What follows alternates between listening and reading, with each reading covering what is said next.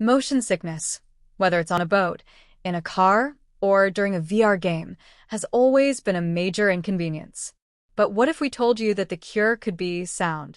Researchers from Nagoya University in Japan have discovered that a very specific sound can actually help reduce motion sickness. It's called the spice sound, a 100 Hz tone played at 85 decibels. Motion sickness happens when your brain receives conflicting signals from your eyes and your inner ears. Your eyes may say you're standing still, but your body senses movement. This confusion can trigger nausea. In controlled experiments, lab mice exposed to the 100 Hz tone recovered balance faster after motion disorientation.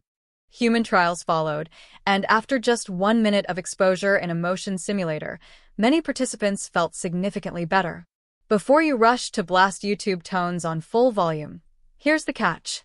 While the frequency is easy to find online, hitting the exact 85 decibels safely is tricky.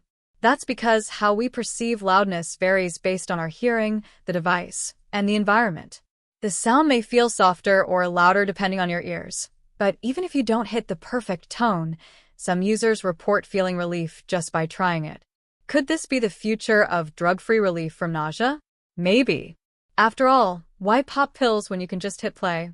This is a promising step towards solving real-world problems, using nothing but the power of sound. What do you think about this? Drop your comments below. Don't forget to like, subscribe, and hit the bell icon.